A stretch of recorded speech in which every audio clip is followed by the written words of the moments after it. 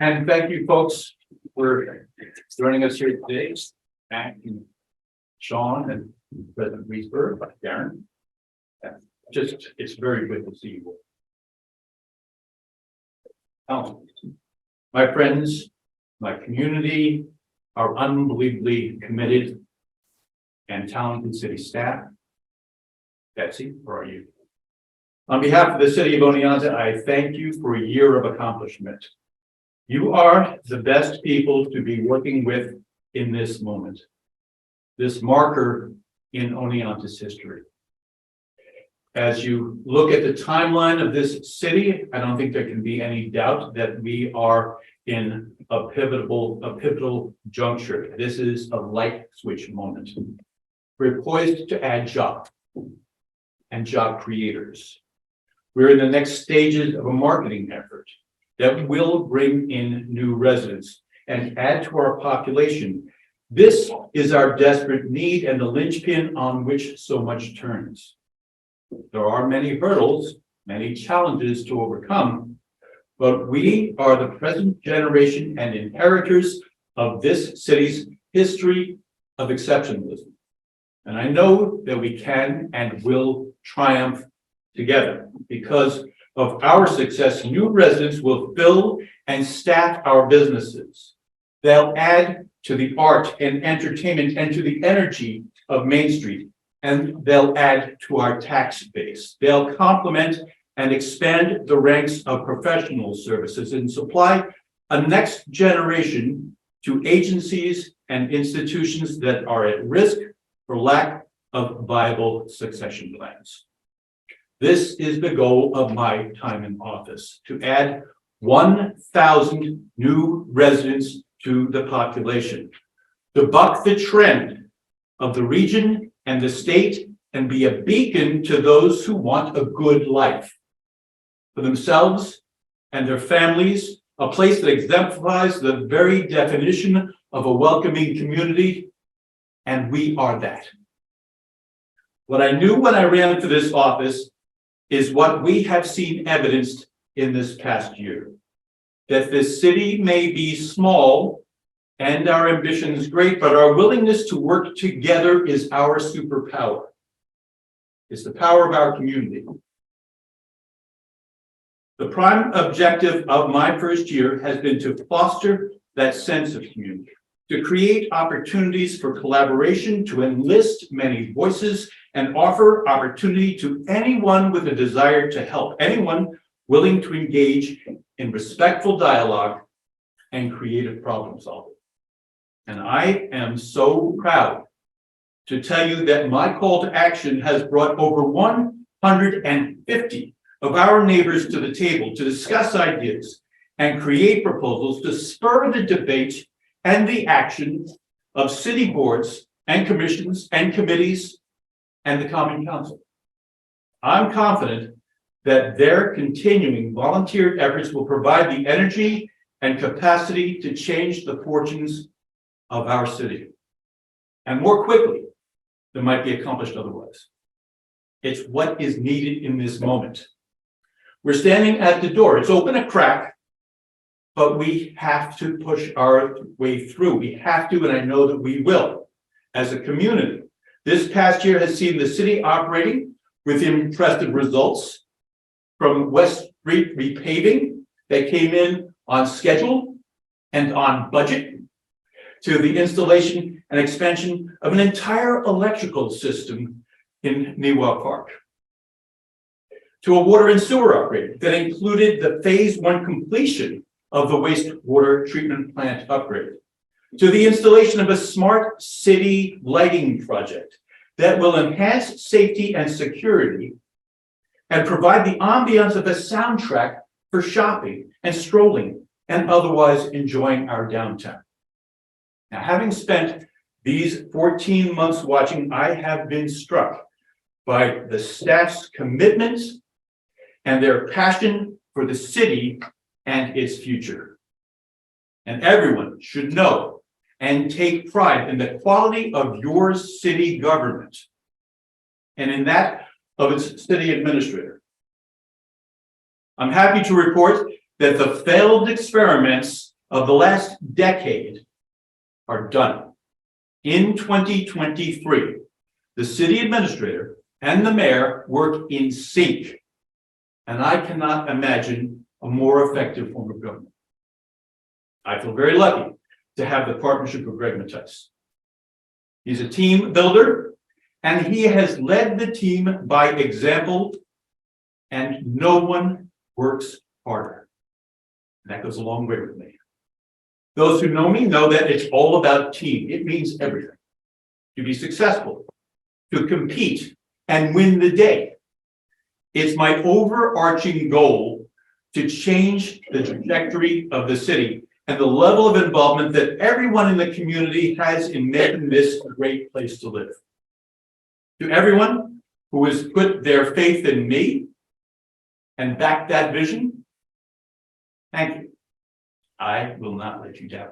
To those who require more evidence of the needs and the plans to address them, I want to take advantage of this forum to share the view, the opportunities, and the challenges from my vantage point. My goal, our goal, is the recruitment of 1,000 new neighbors. Looking at this as our challenge, in this moment, our field of play, there are 4 quarters in the game. And we have to play and win all 4 quarters at the same time. Right? One is capturing the interest of thousands of former Oneontans in hopes of converting a portion of them to the notion of relocation. Another is creating the housing needed to accommodate those numbers. A third is maintaining and expanding the quality of place, the quality of life in Oneonta. This is our most marketable asset, but it's at risk as well. And lastly, we need to create a vibrant, vital, entertaining downtown that is an attraction for visitors and locals and to those that we are targeting. And again, this all needs to be done at the same time. That is why it's so important that we expand our capabilities through sheer strength of numbers. Neighbors working together. I feel confident in our marketing. We've combined the expertise and connections of a committee that includes the marketing and promotion leadership of Hartwick, and SUNY Oneonta, and Springbrook, and Bassett, and Otsego now. And we're creating a targeted and unique campaign to attract the alumni of Hartwick and SUNY and Oneonta High School. With pre-existing branding, I don't have to make this stuff up, there it is, that makes an emotional connection to the happy memories of younger years. And with the help of 6 students, a couple of them right here, Hartwick and SUNY students, working together, we are building a website, tentatively titled O-Town Calling, happen to hear a phone ring there, that will creatively showcase our assets and entice further connection and follow-up from our targeted audience. We're creating digital and print promo, and we're launching a podcast. The Hill City Gambit. Shout out to the Gambit gang over in the corner there. A podcast. I think local folks will like it, but with promotion and a QR code in our materials, it will be an additional hook. One more reason to pay attention to Oneonta if you're not. Now, the first of the podcast will drop in late April. They're going to be a lot of fun, but they will also convey some tension and hopefully gain some audience because of that. With the question, will Oneonta be successful in its recruitment? Tune in. I feel confident, but I'm not saying it doesn't keep me awake at night. It does. For these new residents, it's going to be a better experience than it's been for newcomers in quite a while. Through this effort, we expect that they will form a bond like that of the railroad workers 100 years ago. But the thread that will bind them won't be that they're working for the D&H. It will be their status as returning newcomers. That bond that will keep them here will be the shared sense of belonging to a neighborhood. That this will happen, I have no doubt, and shout out to Kathy Barotti, a recent new arrival to Oneonta and the chairperson of our Welcome Wagon Committee. This committee continues to grow and grow and grow. It's made up of similar minds, connected souls who will embrace new arrivals and nurture their assimilation with social gatherings and other creative incentives. They're staging a reception for new residents and their families in mid-April, and I am really looking forward to it. I hope this is the first of many. Another very important function of the Welcome Wagon Committee, by the way, will be the collection of data. That's huge. Knowing our numbers and monitoring and adjusting for the analytics will be our best assurance of a successful marketing campaign. As I said, the conversion of interested new arrivals into residents will require several other concurrent successes. Everything needs to go right at the same time. This is the 30,000-foot view, and it's a little scary. Everything must fall in place at the same time. Housing. There's nothing more important. If there aren't affordable housing options, both our recruitment and retention efforts will fail. This is that moment, though, the winds, as they say, are favorable. There are demographic shifts underway. And in this moment, they present a silver lining to an otherwise dark cloud. This is a fact. The future will be increasingly less financially attractive for investors in student housing. Not everyone's aware of that fact, though. So that's a message that we must delicately but persuasively impart to our current landlords, as well as those who continue to look at the Oneonta housing market as an investment opportunity. And we need to make sure that baseball rentals don't simply replace the student housing in the city. Fighting that will be one of my least popular crusades, but I will fight. The Center City must be allowed the opportunity to share the same connection of neighborhood as the 6th Ward. God bless the 6th Ward, but it shouldn't be the only neighborhood in the city. And to repeat, we need the housing. I took my wife, Betsy, to dinner for her birthday recently, and someone we both knew came up to our table on the way out the door. Says, everyone loves Oneonta. He says, Oneonta's a great place to live. We're doing great things. I love Oneonta. Everyone should move here.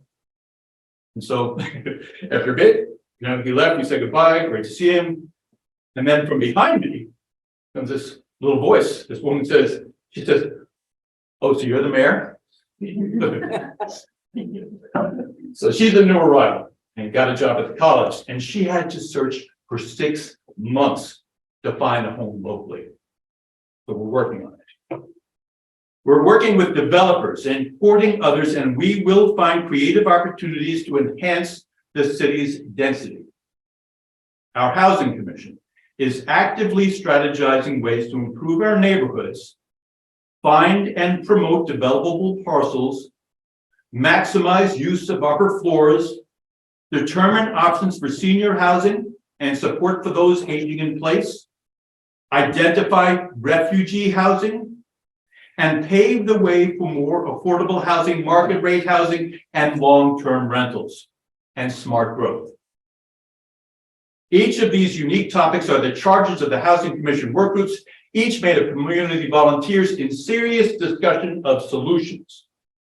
Now, I've attended many of these meetings, and I have great confidence in the likelihood of actionable proposals being created, proposals for council action.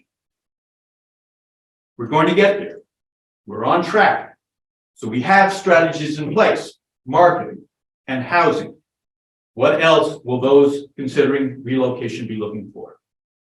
What would you be looking for? Quality of place, quality of life, a green, walkable, pedestrian-friendly city with blocks of restaurants and retail stores on Main Street. And in my vision, a destination for entertainment and engagement on Market Street, an entertainment district, where the Foothills Performing Arts Center serves as an anchor to blocks-long collection of social opportunities for every age. We're a permanent home for the farmers market and a showcase for artisanal foods and culinary arts, beckons locals, visitors, and would-be new residents. where a beautiful and functional new transit hub provides easy access to OPT buses, as well as rentable electric vehicles and scooters and bikes. And where the foundation supplied by a new 2-tier garage provides the base for 5 dozen new apartments. Right on Main Street, right on Market Street, rather, in the middle of the action. Housing, social engagement options, a walkable city, to include pedestrian and bicycle-friendly roundabout at the entrance of Lettuce Highway, offering an entry to the city that's appropriate and what you'd expect of a vital and growing municipality. And Lettuce and Les Foster highways will be transformed with sidewalks and bicycle paths and trees and landscaping. And this, by the way, this is an example of what can be done when the city and town work together for our mutual benefit. One example, and many more to come. And when you leave Lettuce Highway, exit the roundabout, and you find yourself on Main Street, you'll have the option of pulling into any number of now available and cheap short-term parking spots. With longer-term parking identified through clearly marked signage and potentially an online real-time guide to maximum convenience for finding a spot. We'll be losing more than a bit of parking when the garage is demolished and then built anew. So we will need to be creative in identifying and using every single spot. Personally, I'd like to see a trolley. Yes, I would. I'd like to see a trolley that takes a regular route to downtown and Center City and then loops into Demoski Field and Miwok Park. We have a parking solutions task force that'll work on all of that and see what happens. It's made up of community volunteers. This task force is business owners, landlords, community members, planners, and city staff. And it's not a fun assignment to take on. Not a popular issue, but they've stepped up. So a big thank you to everyone involved. Hard choices, difficult problems, but it's our responsibility to those who will follow that we put in the work now so that our future is not compromised by any dereliction of duty. As so many of you are aware and bring to my attention regularly, there's another concern of consequence, and it needs to be remedied. Just as do so many cities, we have a growing population of untethered, unsheltered, sometimes mentally ill or drug-dependent souls. You'll see them wandering Main Street, Chestnut Street, and the South Side. Ensuring their wellness is our responsibility as a caring community.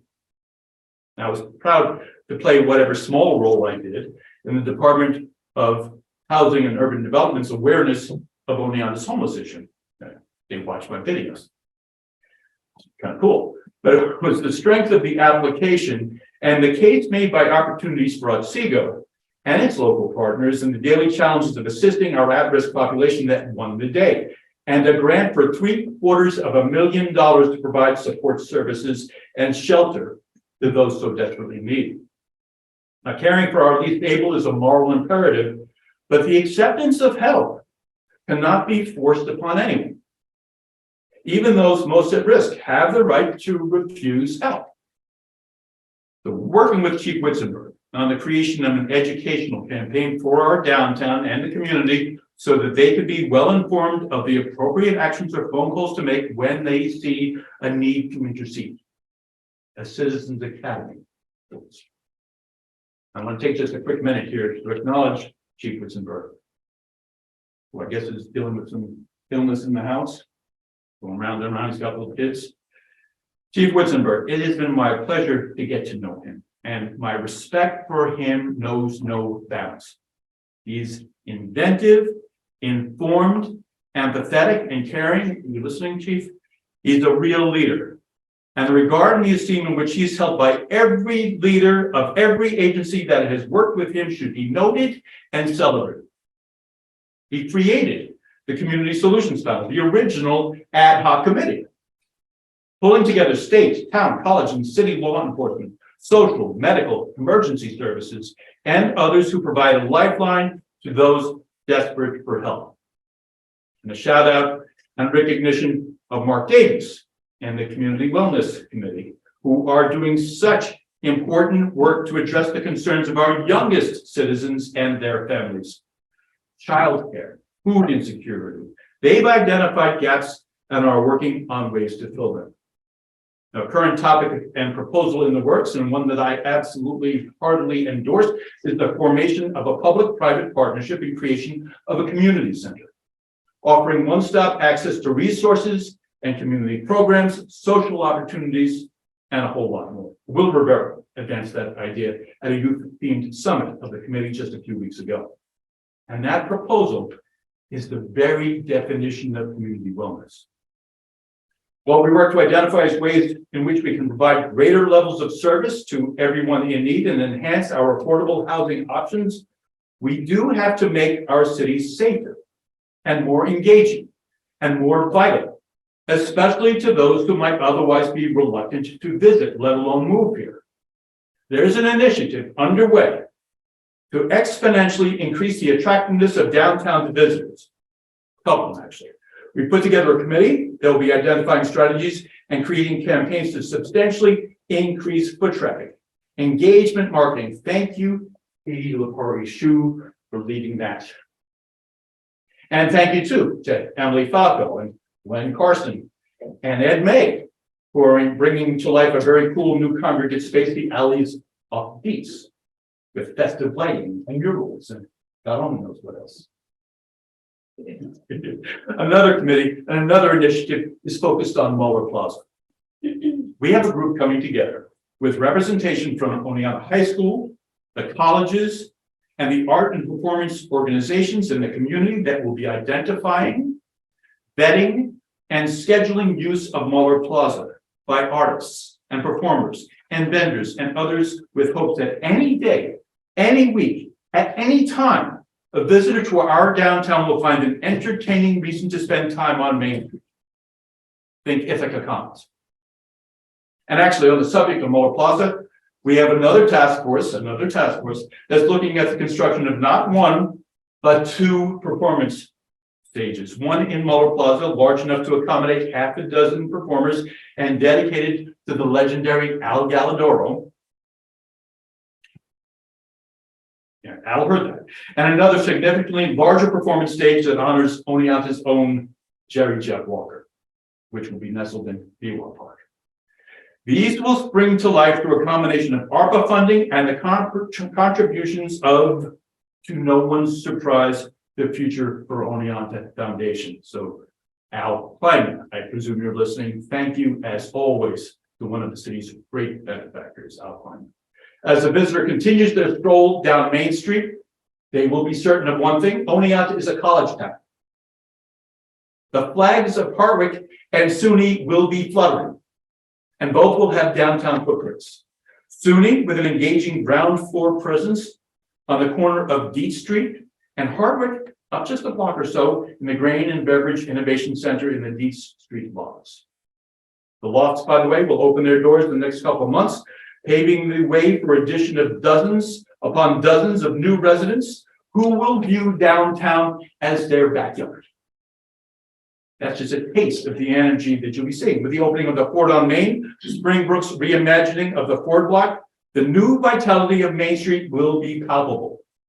And as you continue down Main Street, you could well find yourself in a crowd coming from or going to the Oneonta Theater. We've been waiting a long time, but because folks never lost faith, never gave up, it'll only be a couple of years and we'll be going to shows in one of the great vaudeville theaters still standing. The entertainment and, the entertainment offerings in Oneonta are rich and diverse, with music, plays, and performances being offered on the campuses and in the community. It's one of my goals to increase the public's awareness and support of these performances. I know this: the college campuses would welcome more community attendance at their events. And certainly the foothills and our downtown venues would benefit from increasing support of the college faculty, admin, staff, and students. So we're working on that. To attract new residents and visitors, to make Oneonta an even better place to live for the 13,000 or so that live here now, we'll need to give a major boost to our economy, creating jobs and opportunities. And here again is where the colleges have stepped up to take a leadership role. City of Oneonta has spearheaded the creation, organization, and propulsion of the Regional Innovation Council. That's put the leadership of businesses and agencies and institutions of the region in the same room with a focus on action planning. And I am so proud to be a part of that. There's no doubt in my mind that this is going to be a game changer for our economy. Entrepreneurs, this is the heads up. And keep your eyes on the rail yards, and cross your fingers. You got some big things, hoping for some big things there. Jobs are on the way. Affordable housing is on the way. A vibrant Main Street and Chestnut Street and River Street and an entertaining Market Street, they're on the way. New residents, new neighbors, they're coming too. Because of the efforts of all of you and so many others who are not here tonight. And when our new residents arrive, they will find a city that is operating at peak efficiency, underfunded and understaffed as we may be. As you know, we need to borrow substantially from our reserves last year. That was just to keep the city going. No frills, no new needed equipment, same bare bones staffing. Judy would agree that is not a practice that's sustainable. So I am and will be working with our community partners to determine the new revenue streams that are going to be necessary to our financial health and viability as a city. Getting back to our city administrator and the invaluable role that he's played this year, this fall he introduced an inclusive and transparent mechanism through which all the city departments were able to clearly communicate their successes and their challenges to the council. Consequently, spending priorities were more easily identified and the city's thin budget was stretched to its maximum effectiveness. And although higher salaries can be found in other cities and with other employers, the loyalty and the dedication of our city staff in all the departments needs to be acknowledged and celebrated, like the central garage. We'll take it for granted, but the city provides services 24/7, 365 days a year. Our plows, ambulances, police cars are kept running and in top condition by the crew at the central garage led by Charlie Effner. And despite the national shortage of bus drivers, our public transit team meets their schedule day in and day out, and Dave Hoteling's support of his employees and co-workers is boundless. And OPT is a model of team efficiency because of it. I've talked about the leadership of Chief Witzenberg, but I want to salute our sworn officers and support staff who display a level-headed professionalism that inspires trust and confidence in the community. And these days, that is a big deal. Code enforcement, not the most popular task in the city, but the community is becoming increasingly understanding of its challenges to a neighborhood's improvement and the need for a strong and even-handed response to unsafe or poorly maintained structures, trash piles, unshoveled and slippery sidewalks, and a host of other concerns you know when you see them. Stephen Yearley's leadership, knowledge, and fairness are equaled only by, and I can say this because he's not here, is thick skin. I like to celebrate teamwork when I see it, so hats off to DPW. One of our most understaffed departments. Somehow they get the job done day in and day out. The Department of Public Works takes care of us, assures that our basic needs and expectations as a city, our infrastructure and services are delivered and maintained, and even still busy as they are, they still find time to hang snowflakes and build playgrounds for our dogs. So thank you very much. These are the small things that make our little city so livable. Big thank you to Chris Yakabuchi and his team. And on the subject of team, our parks and recreation are the jewels among our many assets, and Parks Director Lou Lansing is the caring, committed team leader that we are lucky to have. I'm never surprised when mayors from cities 3 times our size tell me that we are punching above our weight, that tens of millions of dollars in grants and low interest loans flowing to the city are matched only by the energy and creative thinking of our budding planning and development department. Judy Pangman, presume you're watching. We are so fortunate to have you. And Greg was wise. They'll double down on our success with the addition of Stephen Yearley and Sarah Plano to the team. Whether you've joined us here in council chambers or you're watching at home, we've gathered tonight through the organization and the execution of our city clerk's office. In fact, many of us would have no idea, talking about me, what's happening, or going to happen in city government without the efforts of Terry Harrington and Bonnie and Val, safeguarding our vital records and communicating our business. These are the unsung little notice functions that keep our city running. Speaking of which, finance. Everything the city touches the finance department and its systems that manage and account for every taxpayer dollar. Ginny Lee's 8-day commitment to 8-day-a-week commitment. I did have that right. Commitment to the job. I'm still wondering about it. And her steadfast leadership has been the epitome of public service and informed a reputation that she has built over decades in City Hall. Thank you, Ginny. Everything the city does also touches the Human Resources Office. We know that our people are our most valuable resource, and retaining them and supporting their success and well-being. That's the daily goal of a team of knowledgeable, caring, and empathetic professionals that Joe Temming is leading so well. And on the subject of dedicated professionals, not here, but the City of Oneonta Fire Department. Quick response and dousing fires may be what comes to mind, but it's their top flight emergency medical service that shines a bright light within a struggling regional healthcare system. The department is continuously preparing and training to handle any emergency, which is why they get called from near and far to assist with the most unique and difficult of rescues. Chief Brian Knapp, which call a forward thinker, with his leadership and his creative enhancement of his capacity for response, OFD always answers the call. And finally, one last shout out to Mike Stevens at the airport. He'll clear the runway, mow the grass, fill the tanks, and provide all that service with a smile, and that is no small thing. This is a great staff. I cannot tell you how proud I am to work with them. You can all be proud too. Oneonta is on the cusp of great things, and you can see the progress. We have the well-functioning government you'd want, and we have the growing engagement of the community in determining our best paths forward. We know our goals. We've identified our challenges. We have the partners and their commitment. We've begun the respectful and inclusive conversations and the strategic planning. We understand the importance of this moment and our duty in this critical hour. Our embrace of the challenge and our success in its address will be a turning point in the history of our city. The state of our city is strong. Our future will be bright. We will flip this light switch because working together, there is nothing that we can't do.